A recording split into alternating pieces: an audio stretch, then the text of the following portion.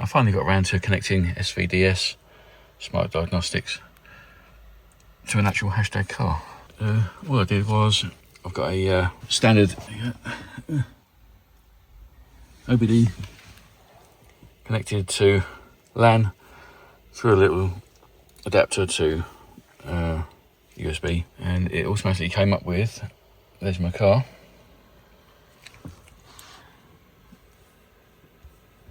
And select, it has been selected, and click on connect.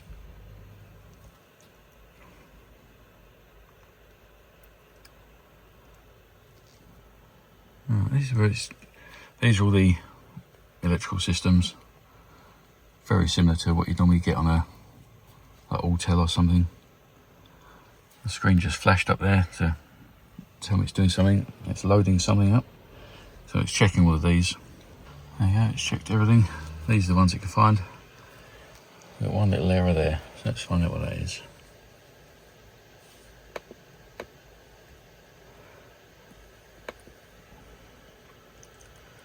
Battery motor general failure.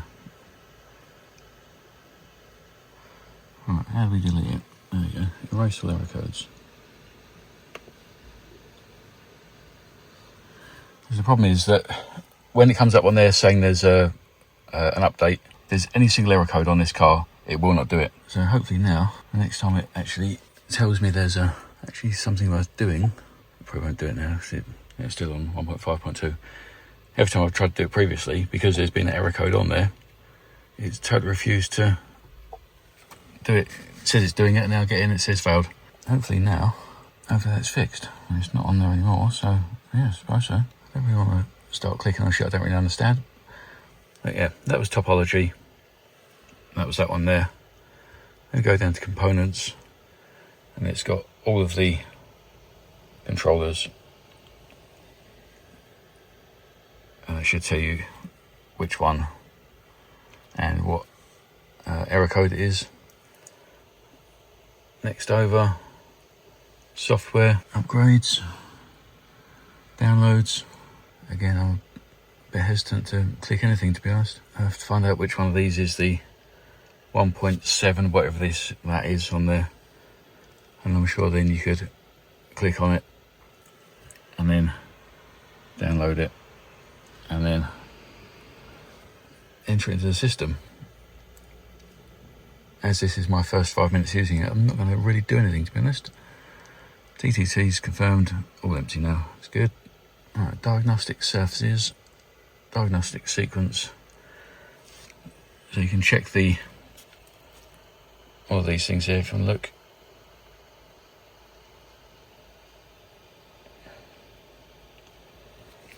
Yeah, I can add a remover key, you can run that. You can run all these, so SRI, I'm not quite sure.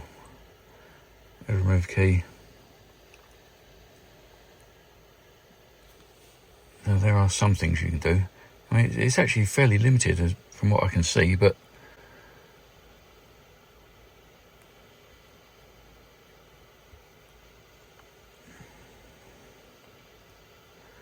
somewhere in here there must be a thing for resetting the service indicator. As you know, I've not found it. So whatever all this does, it's going to take some learning. Right, voice over me here. Right, these blue boxes are fine.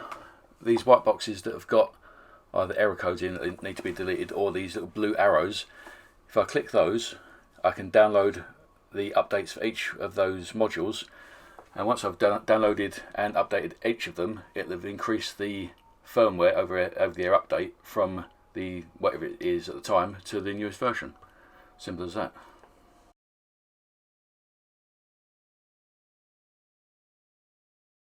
I just clicked enable programming and come up with that. Everything's turned off and it's doing something, so I'm just going to leave it. I think don't really want to piss it off.